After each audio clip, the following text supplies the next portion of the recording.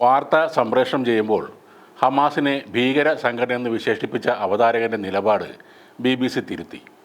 തങ്ങളുടെ സ്റ്റാഫ് ആ വാക്കുപയോഗിച്ച് തെറ്റാണെന്ന് ബ്രിട്ടീഷ് ബ്രോഡ്കാസ്റ്റിംഗ് കോർപ്പറേഷൻ്റെ എക്സിക്യൂട്ടീവ് കംപ്ലയിൻസ് യൂണിറ്റ് പറയുന്നു.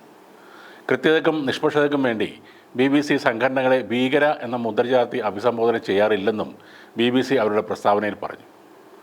ജൂൺ 15 നടന്ന വാർത്താ പ്രക്ഷേപണത്തിനിടയിലാണ് അവതാരകൻ ഹമാസിനെ ഒരു ഭീകര സംഘടനയെന്ന് വിശേഷിപ്പിച്ചത്. ഇത് BBCയുടെ എഡിറ്റോറിയൽ നിലപാടുകൾക്ക് വിരുദ്ധമാണെന്ന് കമ്പനി പറഞ്ഞു.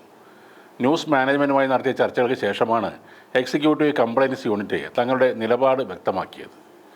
ഏകപക്ഷീയമായി ഭീകര സംഘങ്ങൾ എന്ന് മുദ്രകുത്തുന്നതിന് പകരം മറ്റുള്ളവർ അല്ലെങ്കിൽ മൂന്നാം കക്ഷികൾ എന്നിങ്ങനെയാണ് വിളിക്കാറുള്ളതെന്നും BBC പറയുന്നു. ഹമാസിനെ ഭീകര സംഘടനയെന്ന് വിശേഷിപ്പിച്ചതിന് തൊട്ടു പിന്നാലെ വലിയ തോതിലുള്ള പ്രതിഷേധം BBCക്ക് നേരെ ഉയർന്നിരുന്നു. ആ പദം ഉപയോഗിച്ച് അവതാരകൻ്റെ പേര് വെളിപ്പെടുത്താൻ BBC ഇതുവരെ തയ്യാറായിട്ടില്ല. എന്നാൽ BBCയുടെ ഈ നിലപാട് കാരണം ഹമാസിനെ എങ്ങനെ വിശേഷിപ്പിക്കണം എന്ന കാര്യത്തിൽ ഇപ്പോഴും ചില ചർച്ചകൾ നടക്കുകയാണ്.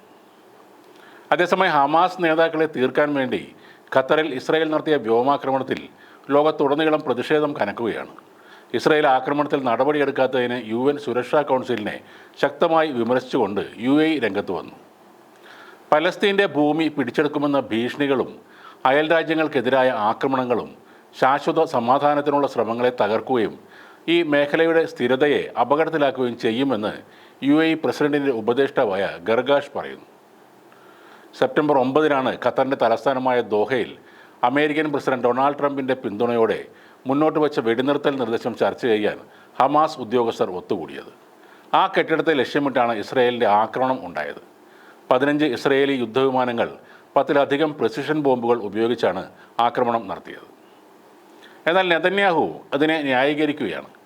സെപ്റ്റംബർ 11 ഭീകരാക്രമണത്തിന് അമേരിക്ക നടത്തിയ തിരിച്ചടിക്ക് സമാനമാണ് ഇസ്രായേലിൻ്റെ ഈ നടപടി എന്നാണ് നെതന്യാഹു തങ്ങളുടെ ചെയ്തിയെ ന്യായീകരിക്കുന്നത്. ഹമാസ് പോളിറ്റ് ബ്യൂറോ അംഗങ്ങളെ പുറത്താക്കാൻ ഉടനെ ഖത്തർ തയ്യാറാവണം, അല്ലെങ്കിൽ അവരെ നീതിക്ക് മുന്നിൽ ഞങ്ങൾ കൊണ്ടുവരും. നിങ്ങളത് ചെയ്തില്ലെങ്കിൽ ഞങ്ങളത് ചെയ്യും എന്നാണ് ഇംഗ്ലീഷിൽ പുറത്തുവിട്ട വീഡിയോയിൽ നെതന്യാഹു പറയുന്നത്. ഹമാസിന് അഭയം നൽകുന്നതും അവർക്ക് പണം നൽകുന്നതും ഖത്തറാണെന്നും നെതന്യാഹു ആരോപിക്കുന്നുണ്ട്.